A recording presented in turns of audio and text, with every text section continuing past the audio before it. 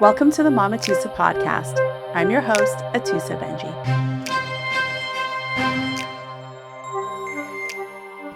Hello, and welcome to the Atoosa podcast. My guests today are Taylor Foreman and Shelia Feldman. Hi. So kind of similar. It's kind of cool. And both birth workers and both dear friends and peers, etc., etc. And I was excited to have you both on because I've wanted to do a birth worker round circle for quite a while. So we have like a birth worker semicircle. We're going to grow, but we're going to start here. And I feel excited because Shelia, I've known you for, we just figured out 20 years when we were very young birth workers. Yes. And you were always like 2 steps ahead of me. So I was like, what's Shelia doing? What's Shelia? Oh, she's got guts. I don't know if I'll ever do that. And then I just sort of followed in your footsteps, which is kind of cool. Mm-hmm. And then Taylor, I met, was it like four years ago? Mm-hmm. Because Taylor wanted to be a doula and came into my doula training and blessed me with just coming into my path. And I feel so honored to work with you both, and I adore you. And the reason I wanted to get this round circle topic out is because so many people call me, and one, they don't know what a doula is, and they don't know what a midwife is, and what the difference is, and where the two are the same and where the two are different. But also, there seems to be a spectrum of, that sounds really scary. I could never do that. Or, oh my God, that's so romantic. Babies, that's so cool. And it's kind of a little bit of both, right? Like everything else in life. And so I wanted to get really down. Today's podcast is called Birthworkers, the Good, the Bad, the Ugly. And I really wanted to hear, one, what called you into birth? Because I believe those of us who are birth workers just get like pulled and pulled and pulled and pulled. If you don't answer, it'll just continue to just come for you at another way until you answer into birth work. What got you in? What keeps you in? And I also want to talk about just some fun stories, some hard stories about birth worker life. So tell me, Shelia, what called you in?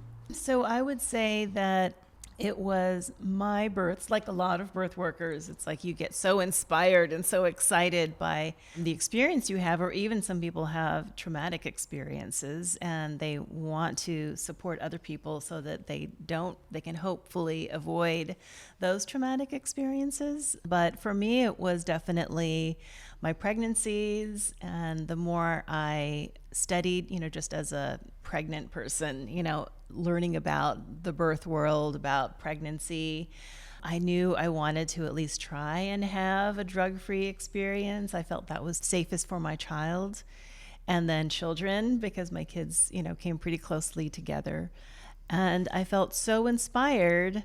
I'm just going to put this out there in the world. I had an orgasmic birth. It does exist. And I didn't know that it existed. And Yay, so like I was, and I had a very good extensive childbirth class, right? Yeah. And that's why I took that one. It was Bradley method, and we studied for 12 weeks and we learned about all the things, nutrition, exercise, and I never talked about orgasmic birth. Yeah. And so that happened the first time, and I did have a drug-free hospital birth with a birth doula. I didn't tell anybody about that aspect of it because I was a little bit embarrassed, and I did feel like it was kind of private, But I knew a lot of people having babies around the same time, and I felt like, wow, they really didn't get all the information I got.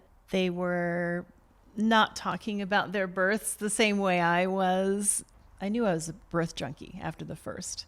So I'd see a newborn baby and I'd ask the mom how the birth was. Yeah. And it's the women that had drug-free, natural births that had the most beautiful stories, that were so excited about talking about their birth. And even I met a few people that were like, oh yeah, I wanted to do drug-free, and their births went very long, or whatever reason they ended up having an epidural, but they even had much more beautiful stories to tell. They were a little bit more excited about birth. So I was just one of those people, after my babies both came, I decided, well, I wanted to teach childbirth. I thought that would be something I could do while my kids were little. But there was a doula training coming up right away, and it was cheaper and it was sooner and fewer days. So let me try this. And then I was hooked, and then I didn't become a Bradley teacher until much later. And that's when you and I met. Well, just like a few years later. Yeah. And finally finished my Bradley teacher training course. And that was, I knew I was hooked from there, and I just kept going until I decided, well, I had to become a midwife. And you and I had a lot of conversations about, like, how do you know? How do you know? I think I really toyed with the idea from the moment I decided to become a birth doula. Yeah, I remember. For me, it was a process, and it took a little while to actually, enroll in school.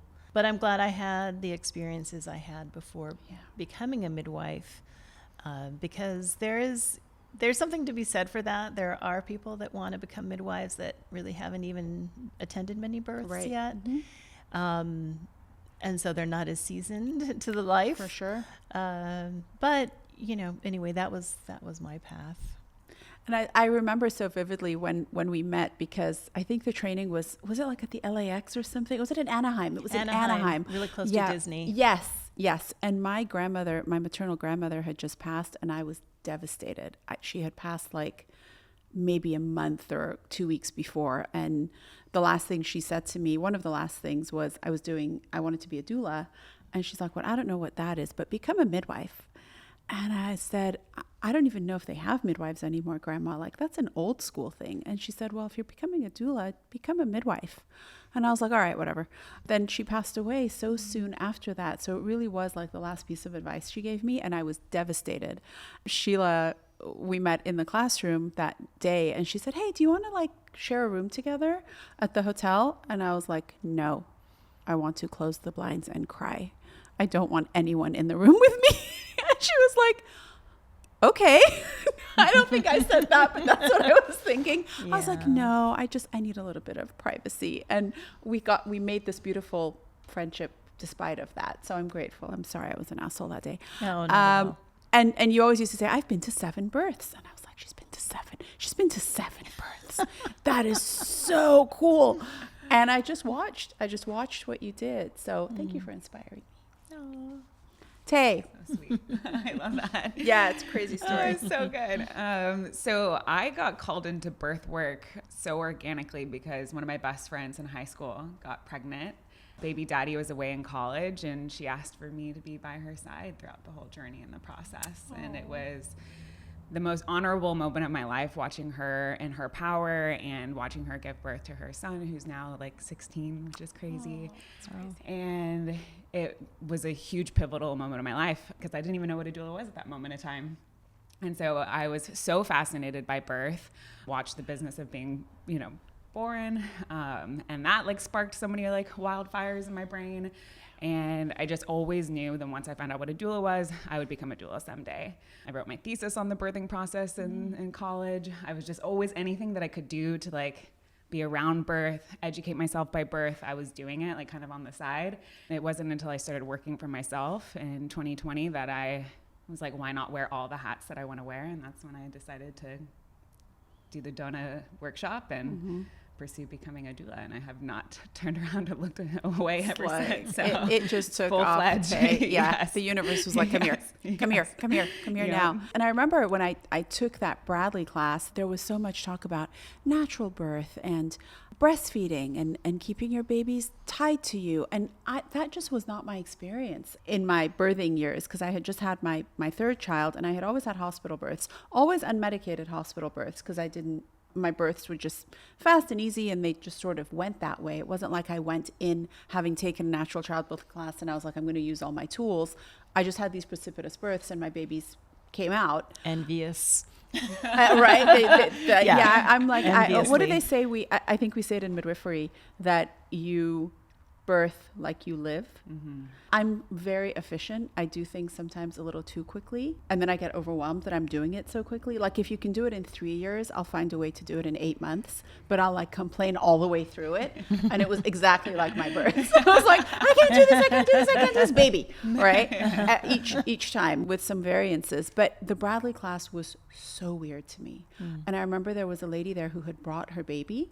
Like bringing a baby to a workshop, I was like, who does that? Like, that's weird. And I fell into this world accidentally on purpose, and then was just pivoted into doula work and then midwifery. And I think you and I did a birth together where I had already been a doula for many years. And I had done all hospital births. I had never been to a home birth. I've told this story before on the podcast, so bear with me or we'll edit it out. And I went to this home birth, and I was so taken aback by the chill nature of what was happening.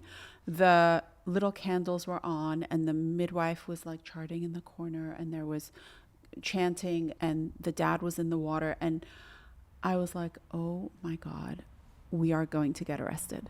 Like, this cannot be legal. They are going to come for us. Like, what is happening here?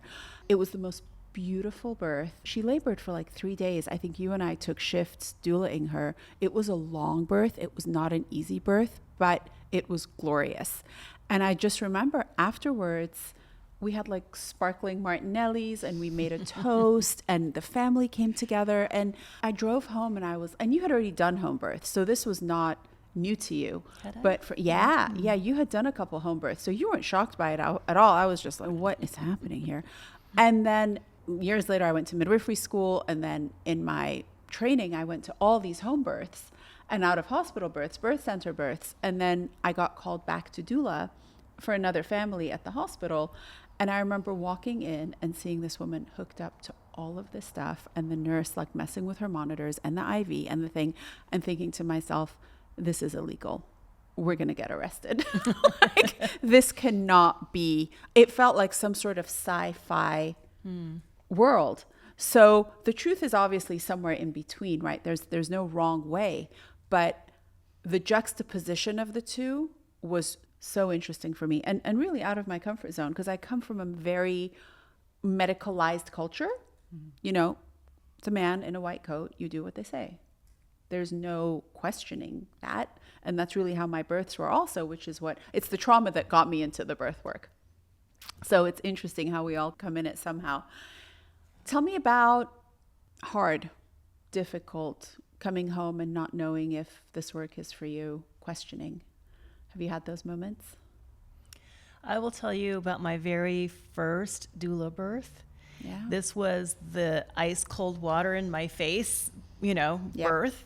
I had done my training, and, I had that passion and, power to the women, and, I'm going to protect my women and, all my clients, and was really jazzed about that. And I knew that I had had unmedicated births, and I thought, most of us can do this. Well, she was actually not that healthy. It turned out she had some medical complications. She was supposed to be on bed rest. She wouldn't go on bed rest. She kept going to work, and she's like, oh, but everybody else is doing everything for me. She ran a company, and so she would go and attend these events. She's like, I'm just attending. Everyone else is doing all the things, but really not really following the medical advice, which led to her being induced, right? And there are too many inductions. Oh, yes. However, in this case, and knowing what I know now, I know that she needed to have the induction. And I saw every intervention you can imagine, and everything that, she and I, we talked about, and she was hoping to avoid as much as possible. And she knew it was going to be more medicalized because of her health, but ended up seeing all the things, everything. That birth led to over about 2 days, and I wasn't really sure what to do, so I just stayed there, and I would go nap in the waiting room a couple times or on the floor, and, different things. But I was wrecked. And then she had a cesarean. I guiltily burst into tears and went out to tell the family I had tears streaming down my face. Yep. And I'm the one they said, go tell the family, and I'm like, oh, wait. I mean, this was a lot of people say they had an emergency cesarean. This was a true emergency cesarean. They're throwing the bunny suit at the dad, put this on. They are running down the hallway with her on the gurney, This was one of those true ones. Luckily, she had already had an epidural, so they just bumped that up. But otherwise, I'm pretty sure they would have put her under general anesthesia. Yeah. And so I'm embarrassed about that. I should have been much more composed informing the family. But like I said, this is the end of having, a couple of days with no sleep at all. That was my initiation into birth work. And I think in a lot of ways that was good. I mean, she was definitely supported the whole time. And also I learned really quickly what this can be like and didn't quit. I met you probably a couple of years after that and I didn't go gangbusters like a lot of doulas. And I had little kids at home too. So I wasn't taking so many clients all the time. And I think my first few were really difficult like that, like really difficult. That's so funny. I had the same experience. Really? My first 3 were, someone was like, the fact that you stayed in birth work after those first 3 is something. Because I was like, well, I don't know. I have the clients lined up. Otherwise, I probably would have quit. But then the 4th one was so glorious that I was like, wait, that Bradley stuff that I learned, like, it's real. Like, I saw it happen. So it sort of drew me back. And I feel like that's what birth work does. Like, we'll have a couple of hard ones and then we'll have a glorious one. And the universe is like, oh, come back, don't go anywhere. Right? Because, and it's the same thing with life, right? You have really bad days, you have really good days. Same thing with our kids. Like, we have really good days with them. We're like, I should have had 14 children. And then some days you're like, oh my God, what did I do to myself?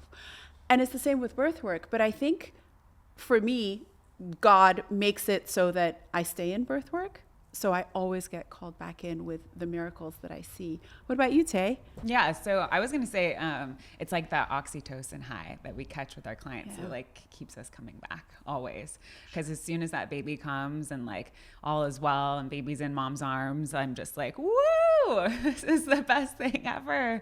And it's that high that I'm constantly chasing. So it's like that just keeps me coming back for more and more births because that's like the most blissful moment ever. It's addictive, right? It totally it's like the endorphin. 100%. I like go skipping out those doors, just being like, that was the best experience. And it's like those moments that are just so heart fulfilling. You had a really hard one too at the beginning. I think you had that. You had that really long, hard birth? I had a 5-day labor yes. with a client. Yes. And you were fairly new at that time. Fairly new. Yeah, it was 2 days at home, 1 day at the birth center, 2 days at the hospital. No. Yeah. Wow. Long, sleeping on their couch for the first few nights. Birth center did what we could do there, and then we transferred to the hospital, and then it was just 3 centimeters at that point in time. Mom called the shot, making the call for a C-section at that point. Wow. Yeah.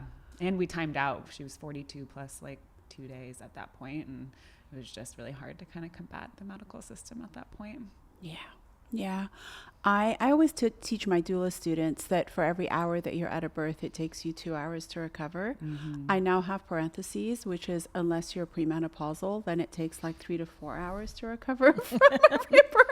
Because I'm just finding it like... As the years go by, I will tell you, the recovery takes longer. Yeah, that refractory period is real. It used to be a day. I used to be like, the next day I'm home and I'm like doing laundry and taking baths and answering emails, and then now I'm like, if the birth was on Wednesday, I'm like, I'll talk to you on Monday. I'm out for the next few days. I can't do it. It's the back-to-back Just births. think the Bradley method training baby. Yeah. That one's 20 years old now. Remember that little one? Yes. I think I saw college pictures. Oh, really? On Facebook. That's crazy. Gosh, crazy. That is absolutely crazy.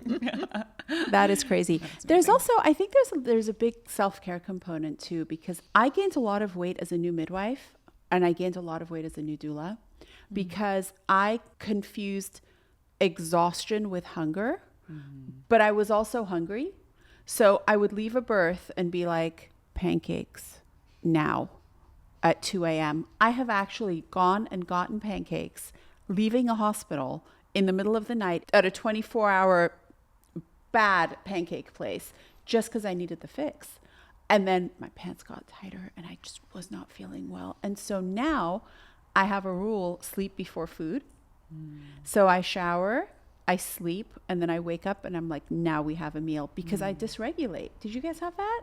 Oh yeah, I've done the fast food thing after leaving the hospital, or in the middle of the night, and I do not eat fast food, but it's like you feel like you need that nourishment like immediately. Something. And then you do it, and then you're like, the next morning you're like, what did I do? Yeah. Why did I make that decision? Yeah. Yeah, my solution was worse than my problem. Yeah. Right? Did you have that? I used to really believe in always having hot food right after, just, after a Nourishing. birth. Yeah. And Yeah. so I had my places where I knew I could get hot food, no matter what time it was. And no, it wasn't good for me. So, but have you seen that meme? It's a Grey's Anatomy meme. And, they're all students and they're all just thrash. Yeah. And I don't remember the character's name, but she's just like, should I shower first or sleep? But I'm also hungry, so we're like, can we eat in the shower? It's so true. It is so true. I think when a group of us midwives, we worked at a very, very, very busy practice for a while. When we left that practice, we all lost upwards of 10 pounds. Wow. Like I dropped weight, the other girl dropped weight, the other girl, we're like, what happened to us over there? Like we were getting bigger and bigger just from needing that serotonin, nourishment, love, sugar, carb thing. After 40, you're not there, but after the metabolism just cannot, I don't think mine really ever could, but now it's just really not, it's not having it. So I'm now packing like literally chicken legs with me I will literally have a chicken drumstick in my lunch bag, or like turkey slices. I'm like, like just 1 second while she's getting the epidural, I'm like sticking, turkey in my mouth, because I need that protein hit like every couple hours just to maintain. Otherwise, the crash is really, really bad. I had an experience many years ago, which was my hardest birth. And it wasn't only that the birth was long and difficult, although it had a beautiful outcome and a beautiful baby. The lady went on to have 3 more kids, and I was honored to be called back. But it was an issue within the system where it was at a hospital that I don't usually work. And it was several years ago. It was probably, I think her daughter's like 12 now, where I don't think this hospital had doulas very often. I think you all will agree that probably since the pandemic, the doula world has taken off in a way that, when I first became a doula, people were like, what's that? Is it like a nurse? Is it a babysitter? What is that? Like, what do you do? Now it's like, and you we say all knew doula. each other. Like And there were like this many. Right. And so, We were I tight. knew every doula in town. We were tight. There were like 10 of us. Yeah. And literally 10 of us. And now there's like 1,400 of us. Thank God. But at that time, and the nurse was so angry the entire birth. It appeared to me that she was angry. Now, I could have been exhausted and projecting. I will own that. She was so it was like she almost acted like I wasn't there. Like she sort of ignored, like she put like a energetic field up between us so that I couldn't break through, and she was not coming through at all. When the doctor came in to give her the epidural, first of all, he looked like he was off of Grey's Anatomy. Like I was like, holy God, look at this man. Like, Was he hot? Stunning. He was beyond stunning. And a Don't hate that. complete jerk. Complete jerk. So my client said, hi, I'd like my doula to be in the room when I get my epidural. And he goes, no problem. I'll give her an epidural too. And he's like, there's not going to be anyone here when I give my epidural. She can leave. And so I was like, all right. I went outside. I had a good cry. At that point, I had been at this birth for like 30 hours. And the entire time that he was giving her the epidural, he ranted in her ear about, who are you trying to prove yourself to? There's no gold medals for natural childbirth. We're not in the 1800s anymore. You could have called me 24 hours ago. I don't understand women these days. That is all she remembers of this man giving her an epidural, talking at her with her back to him. And she couldn't even like respond, like it was such a vulnerable place. That is her memory of her birth, is this doctor ranting about how he could have saved the day and she's doing it wrong. Got worse when the OB came in. So he came in, my client is pushing. It was like a 3-hour push. There was the nurse, and I don't even remember what her name was. Let's say it was Sally. And he turns to the nurse and he goes, "Hi, Sally." She's like, "Hi, doc." And then he looks at all of us and he goes, "Sally and I go way back." We were like, "Thanks for sharing." And my client is pushing, like her partner is there, goodness. I'm there. It's the nurse, Sally, and this doc, on his stool. And then he goes, "It gets better." You ready? He goes, "You know what I always say? Women are like tires. Every once in a while, you got to rotate them." Okay. Now, at this point, I think it's been 50 hours. What? So I'm like, I think I'm hallucinating. I don't even There's know. so many ways to interpret Is that, this, I like, think. really, really happening? And the dad is like, because he was wrecked. The client was in her element, so we didn't even make a big thing of it. But it was like insult to injury to injury to injury to injury. And then she had her baby, and it was very, here you go. And he walked out, and she was elated. She had her vaginal birth and beautiful baby girl. I actually went down into the hallway and I caught up with him. And I was like, "Hey, can we have a talk?" And he goes, "Sure, what's up?" Older gentleman. And I said, "There's something wrong with your hospital." And he goes, "Oh yeah? What's wrong?" And I said, "You're doula unfriendly, you are client uncentered, and the care my client got here is inappropriate." And he goes, "Really? Where do you usually work?" And I said, "Well, I'm usually in the city. I'm, Cedars, St. John's, the Kaisers." And he goes, "Well, we're a little further away. We still have some catching up to do." And he walked away. It took me about 4 months to recover from that birth. I could not wrap my head around the insensitivity, the save the day-ish sort of theme, and the disempowerment of my client, and the fact that at the postpartum visit, that's all she remembered. I think the tire comment just went, but her being alone with someone behind her telling her she's doing it wrong after she'd been laboring for like 3.5 days at that point. So that was a birth where I was like, why do I do this? Until I went to the postpartum visit and she said, and then when you came back into the room, I was like, okay, let's do this. So we can see the difference that we make. Have you had those experiences?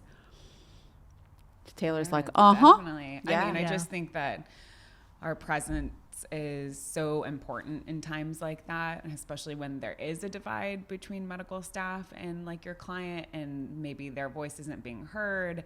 It's like I always want to empower my clients to speak up for themselves in a time, but like they're also laboring and maybe they're not able to, and it's like, we spend so much time during prenatals of really talking about the ins and outs of what they want. And yeah, little comments like that can sit really deeply with someone, and especially if you don't know of their past traumas, and just be very, very triggering. And sometimes those little triggers can go to a downward spiral of just deep, deep, deep intrinsic thoughts that like clients have a hard time like kind of getting out of. And you can just sit there and see like your client spiraling, and you're just like, oh, and it's moments like that you're like, what could I have done better? I feel like a lot of times in this industry too, it's like we're kind of trying to be that front line, and it's like we only have so much control over certain situations. Anytime something like that happens and you're just like, how could I have supported them better? But sometimes it's just completely out of our control. Yeah. We definitely carry that trauma with us from what we've seen, especially when we know it doesn't have to be a certain way. At the same time, I had to learn that those that was the client's choice. They chose that doctor before they chose me. Right. They chose that practice. They chose that hospital before they chose me, before we met. That was really difficult as a doula. And I'll give you an example of one of the most traumatic births I had ever had as a birth doula. This doctor had this nurse come in who was very tall, like I would say probably 6 feet or maybe a little over, right? And had her with her elbow fundal pressure on this woman's uterus, right? to have her birth the baby. She also was, doing suction, right? Vacuum suction on the baby. And, and the baby came. But I will tell you, this lady was birthing wonderfully, beautifully, and it wasn't going to take very long. At that time, I think I don't think I was even a midwifery student at that time, but had seen a lot of births, and I was just like, I don't know if there was any reason for that rush, right? But I had never seen the elbow on the stomach thing, Ouch. Right? That was really something. I had a friend who was in midwifery school. Actually, you might have met that one at the Bradley training. I'm not sure if you did, but anyway, we were local to each other. Yeah. So our kids would play at the same park day. She was telling me about this birth that she attended. She's like, I am never, ever going to work with that doctor again. It turned out it was the same doctor. Ooh. And so this was a pattern with that doctor. And that woman got pregnant again and called me, and she's like, okay, let's do this again, et cetera, et cetera. And I had a hard time wanting to start up with her, right, as a birth doula and a personal friend. So this was someone I knew outside of that world. I finally said, okay, we got to get together. And so we did, and we talked, and she was saying how she loved birthing, and that was a great part of, she didn't really love pregnancy. It was really difficult for her. And I was like, oh, amazing, because I was ready to and maybe even just quit hospital births altogether because of After this that. one doctor. Yep. And it was a similar thing with the second. When she knew she was in labor to when the baby came, it was a short amount of time, one of those precious, rare, short births. Yeah. But she did kind of a similar thing. The tall nurse was not there, but a similar thing with the birth. And she had some pelvic floor dysfunction afterwards, and I really feel it could have been prevented. Could have been done differently. Just as a midwife, I know that it would not have gone down that way if she was my client out of hospital. But yeah, the client had a very different perception of how that was. Yeah. And I would like to just say that, we do it for that oxytocin hit, right? That For sure. And I, especially in the beginning, would cry at every birth, right? And I didn't cry at my own birth. I just didn't. Same. I was Same. super excited, and I definitely felt that oxytocin high. I remember it very well, and I remember thinking, wow, if this is what drugs are like I could see why people can't get off them. Right. I mean, why they would do it, because it was just amazing. Yeah. And I remember coming across some research later that it is very similar, actually. And I was like, aha, see, there it is. There's something to it. I knew it. Many doulas carry that trauma from one birth to the next. And sometimes they are just building up this armor. Like here we are in a very supportive environment, home birth or birth center. And there they are with their hackles up and ready to, Right. Ready to fight. Right. Don't do this, don't do that, da, da, da, da. And someone will give me this, pages long birth plan of, we don't want this, we don't want that, we want this, we want that. It's I'm here for all of that. Yeah. We I do don't that have already. to fight for it. Exactly. Exactly. Exactly. And so we have to manage that. We do. And think of the trauma that nurse was carrying, because she probably works with that doctor several times a week. And if they go way back, I don't know what he meant by that, then she's had vicarious trauma from him for years. And so she was probably there with her guard up, and now there was a doula in the room with a 3-day birth. She was probably over it before she even came in the room. So nurses and hospital workers carry a tremendous amount of trauma too. And have you had a situation where you really had to think twice about, am I going to work with that provider again or work in that setting again? Yes, personally, but it's kind of interesting because even though we can form our own opinions on certain providers, that doesn't mean that our clients are aligned with our thoughts, So I've worked with providers being like, oh my goodness, that was absolutely absurd. But then my clients have been like, he's great, and then they keep going back to him. And so I definitely have a running list in my phone of doctors that I'd like to avoid. And then with nurses, it's really just the luck of the draw, and wanting to create that environment of having everyone work together as a team, which is just so important. But sometimes, nurses will come in and maybe just like personalities kind of clash. And, I'm a pretty upbeat person. So I try to kind of like bring that out in people sometimes. And then I'm like, am I overcompensating? Like maybe I should just take a chill pill and just like, roll with the way these dice are falling. But, and sometimes nurses are kind of set in their ways too. When they see a doula in the room, they're just kind of like, oh, great. Now I have to kind of like work with the way that they want to work with the client. Like last week I had a nurse come in saying, please don't ever position the client without me here because I don't want that epidural line to get disrupted. And I'm like, I'm not going to touch the epidural line. Like, I'll be very gentle, but it was like, okay, sure. I'll call you in every 30 minutes if that's what you want. We'll work together then. It just is what it is. I can, yeah. It can be really hard when we've been there for hours and we're tired and we're hungry and this is not how we thought it was going to be. That is the unromantic part of this job. Yeah, sometimes when you start to think like, what am I doing here? Yeah. Like what is my role in this scenario right now if I'm not, if I'm feeling like I'm in someone else's world and someone else's territory, but I've come here to help support my client. But like, I feel like I'm not really finding this like equilibrium between the two. Why am I hired? If the client just wants to do everything that the nurse wants to do or anything that the medical staff wants to do and doesn't want to talk about risks and benefits and just completely going off the birth plan, which is fine. Things pivot. Like we all know that, but it's like, okay. Yeah. Like, sure. Like, did you just want me to be here for an emotional support person, which is okay too. It's a huge part of our job. Absolutely. But it's like, sometimes you're just like, okay, I'm just going to sit back and just see how this goes. Tell me about your new floor mattress. It's amazing. Did you have one too? Did you have a floor mattress? Tell me about your new floor mattress. It's so good.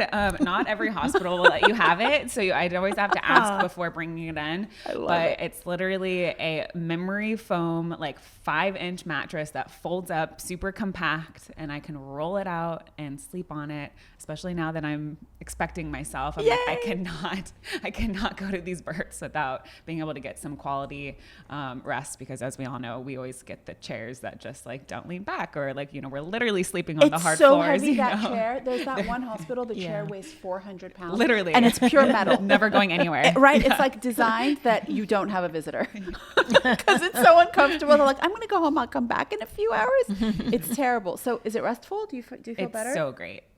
Yeah. Highly recommend. Highly recommend a floor mattress. Like game changer. Have you ever had that thing at a birth where you start fantasizing about being horizontal?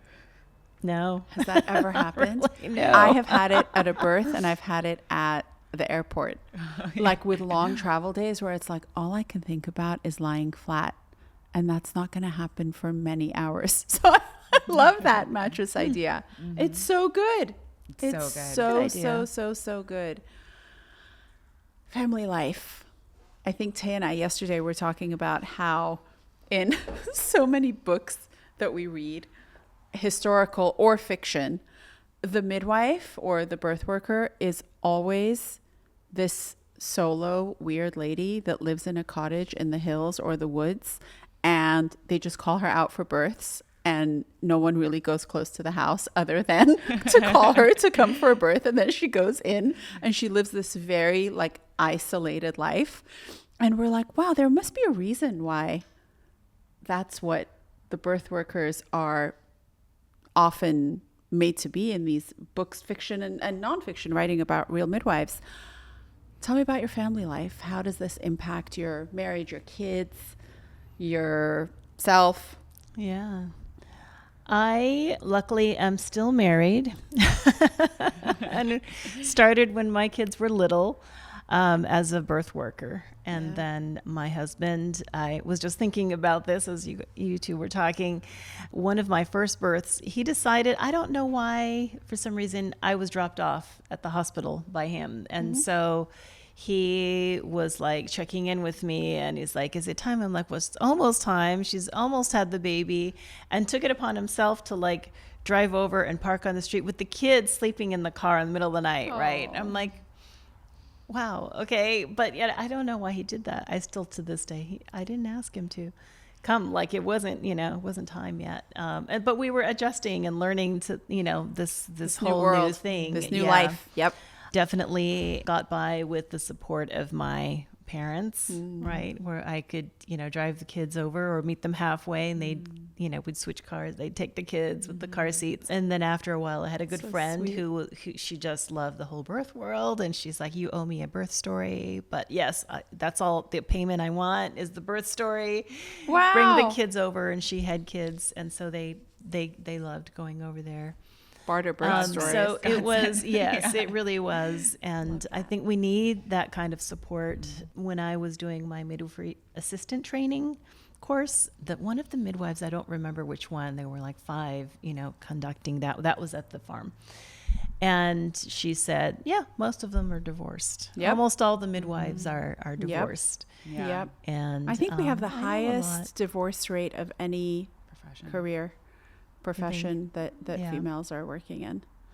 It's devastating because and I often use that statistic from my doula trainings too, just to make it how real it is.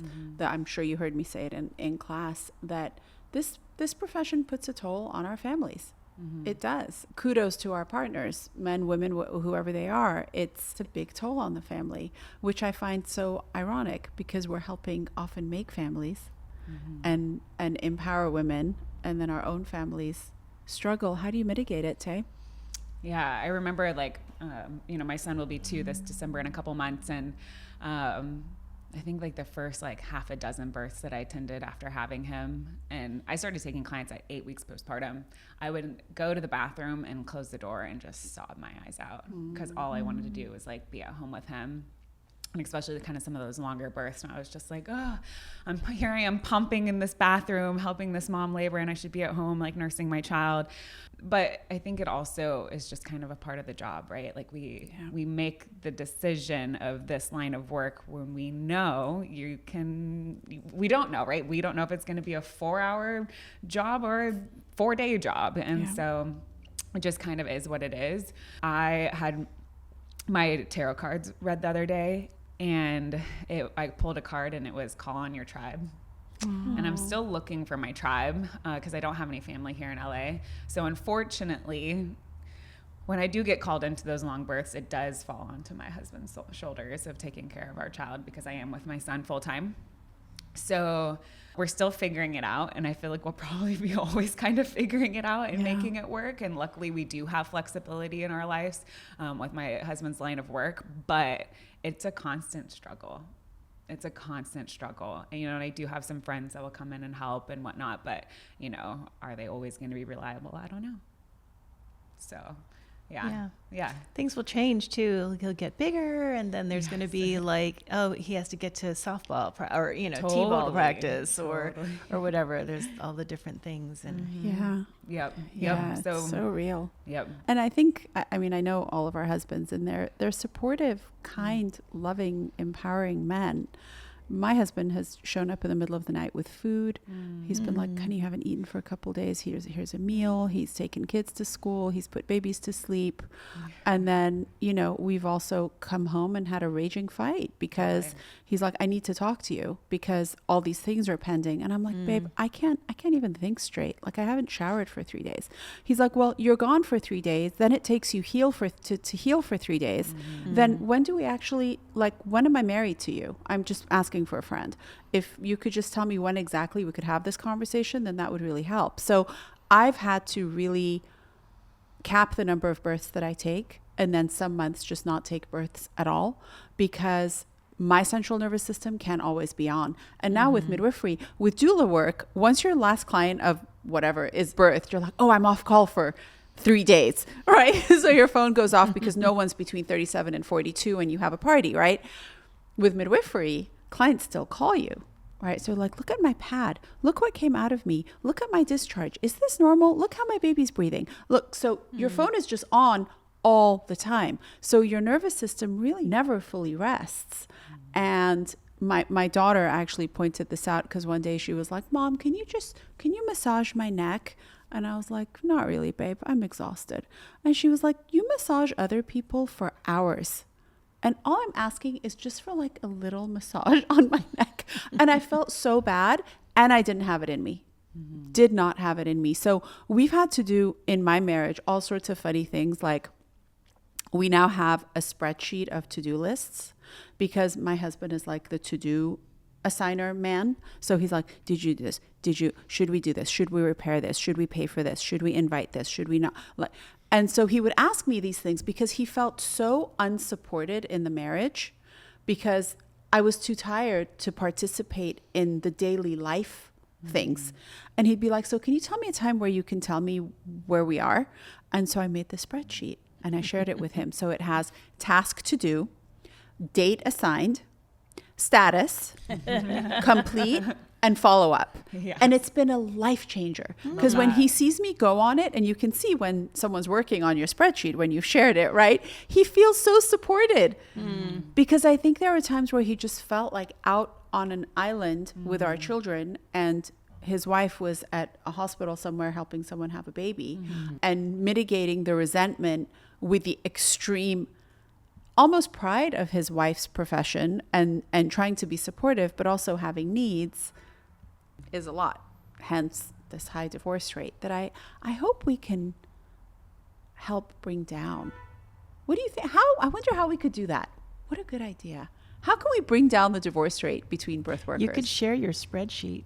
Right. Share it to all Can I get a 1,400 template? doulas in Yeah. the neighborhood. That would be great. For sure. I'm happy actually to share it. But it was a life changer because I started to understand that when I come home and he needs to talk about tasks that need to be done, I'm like, really? Like, we need to talk about that right now?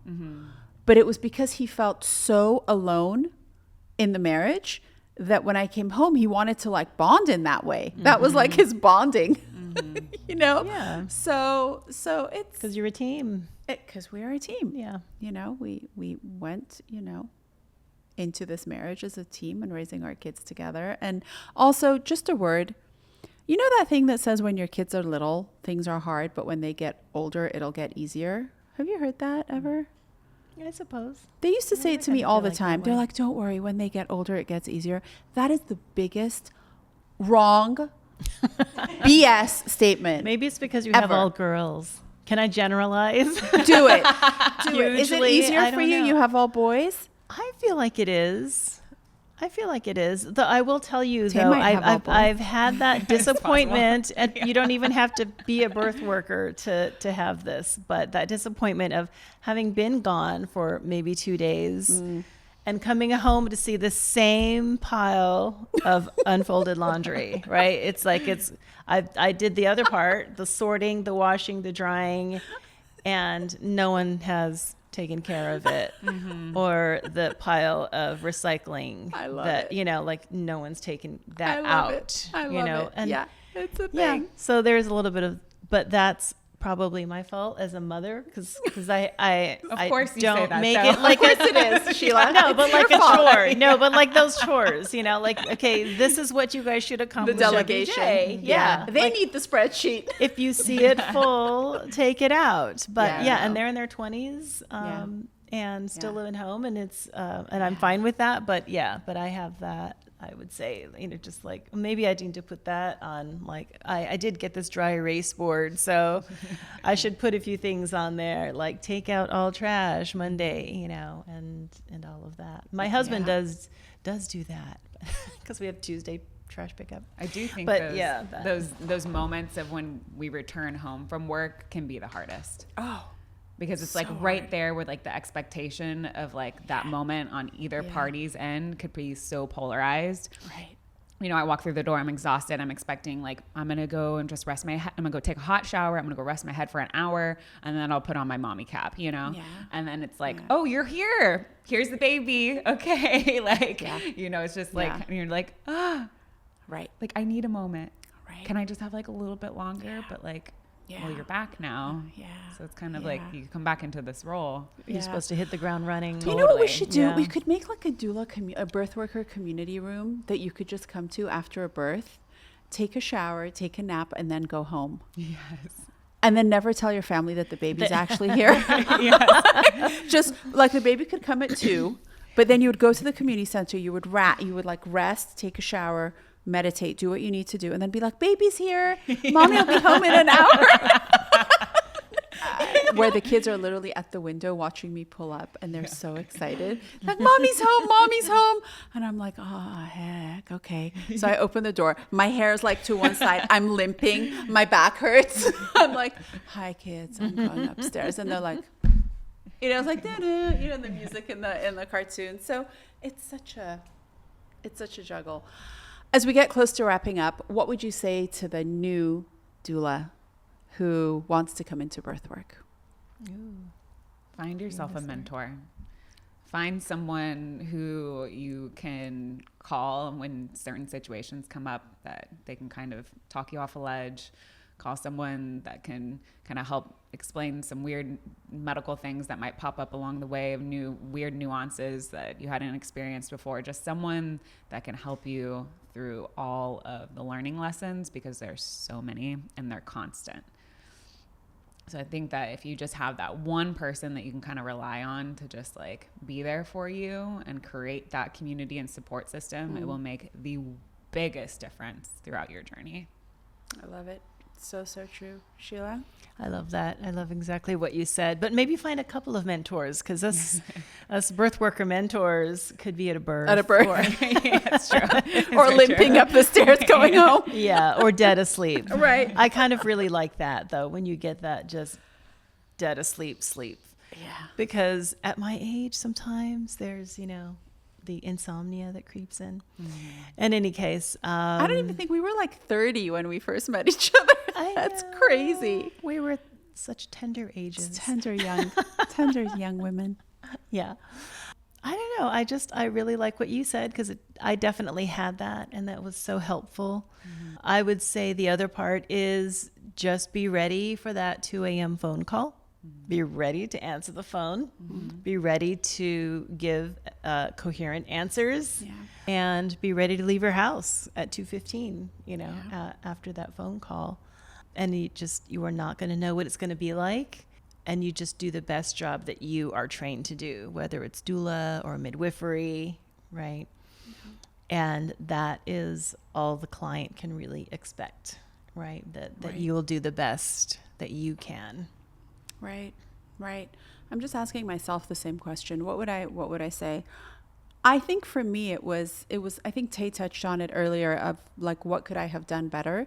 Because I'm, first child of immigrant parent Virgo. So I'm always like self-critiquing, self-criticizing pretty hard on myself. And I would drive home from births and, oh, I could have done that better. And, oh, maybe I failed her in this way. And, oh, I should have read up on that and whatever. You're going to learn on the job. There's no like, here's a doula training and that's it. You know everything, go be a doula. I don't think it's like that in any profession. But through my midwifery journey, actually, is where I've learned that people are going to have a journey that is exclusive of mine, because that's their soul journey. And their soul has to get certain lessons and certain developments that are way beyond me. So no matter how much I can critique, not that I'm going to do a bad job, but no matter how much I can beat myself up for, well, maybe if I would have then la. It's like, no, that person had to have that journey for their soul. And that is, while I was part of the experience, I wasn't responsible for the journey. And I think that didn't come to me until midwifery school, because midwifery school is when that hard fact hit me that you are now the provider. You are no longer the doula who is providing support and there's a provider in the room and your medical knowledge and expertise is completely not pertinent because you're not responsible for this. Now it was like, well, what if something bad happens? And I think I have asked maybe 40 midwives, how did you, in your head, make peace with what if something bad happens?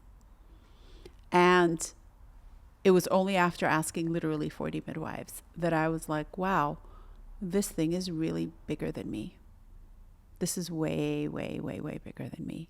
And not that I'm going to be, God forbid, negligent, but sometimes things turn out in certain ways that in my perception are like, wow, that could have gone so much better. And I had no control in making it any different. And it was only until I sort of made peace with that, which still sometimes is hard for me, that I'm able to enjoy the journey of midwifery, because I don't make it about me. I just really don't make it about me. So I think don't make it about you is a big one. Be diligent in critiquing yourself and knowing where you could do better. I love I love both of you. This has been so great. But yeah, It's so I much totally, I agree. It's like, we're walking along with them on That's that right. journey. That's right. And there's only so much we can do to support them and try for the outcome that they're hoping for.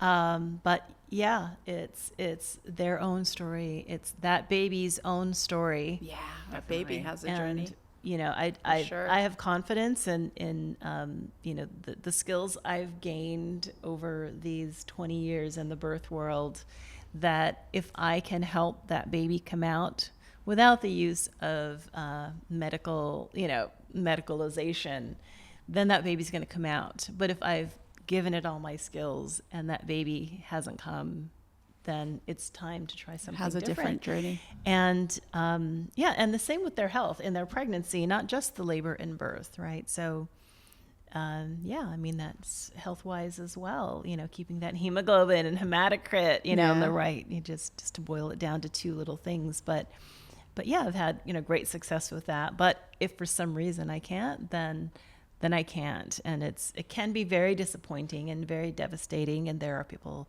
that have difficulty with change, you know, like, wow, everything was fine until this point, and this person's health indicates, or something about the baby indicates, we need to, you know, move into medicine. Yeah.